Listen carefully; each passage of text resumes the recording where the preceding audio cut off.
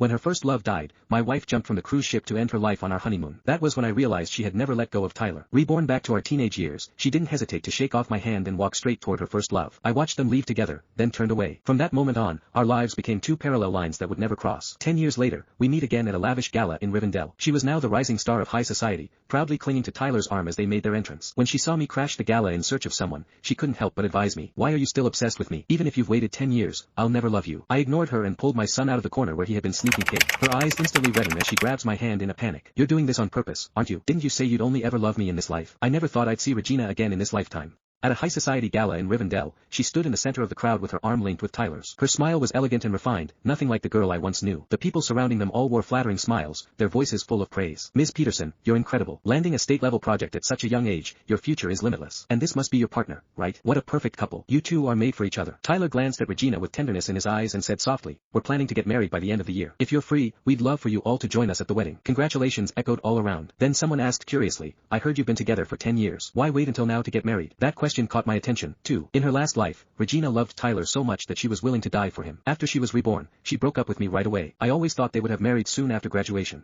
Yet here they were, still without a marriage certificate. For a brief moment, Regina's smile stiffened. Then she quickly covered it up with a graceful laugh. Career first, then family. I just want to give Tyler the best life possible. She gazed at him with such affection that it nearly overflowed. Back when we were together in our previous life, I proposed to her several times. Only after her family pressured her into it did she say yes. It turned out that love and indifference were worlds apart. I was about to leave when I caught sight of a small figure from the corner of my eye. Instinctively, I followed. Crash. Champagne spilled across the floor. A waiter holding a tray glared at me in annoyance. Where did you come running from? Don't you watch where you're going? His voice was loud enough to draw everyone's attention. Seeing my face, Regina was stunned. Daniel, what are you doing here? I lowered my head and apologized to the waiter. I'm here looking for someone. Someone nearby asked curiously. Ms. Peterson, you know him? Her hand tightened slightly around her glass, her expression darkening. Yes, he's my ex. A whisper broke out from the crowd. Wait, you two dated? But you and Tyler have been together for 10 years. I thought you were each other's first love. Tyler's smile faltered slightly. Still holding Regina's hand, he said lightly, that was years ago. We took a break after a nasty fight. Who hasn't made mistakes when they were young? Regina said nothing. Her gaze flicked past me and landed on the waiter. Put the damages on my tab. Let him go. Her tone was calm and distant. Aside from that brief moment of surprise, she didn't spare me a single unnecessary glance. It was clear she wanted to draw a line between us in front of Tyler. The waiter quickly shoved me toward the exit. Miss Peterson's doing you a favor, but don't count on it happening again. His eyes raked over my wrinkled sleepwear with disdain. You don't belong here. Get out. I shook off his hand and said nicely, I'm just here to find someone. Once I do, I'll leave on my own.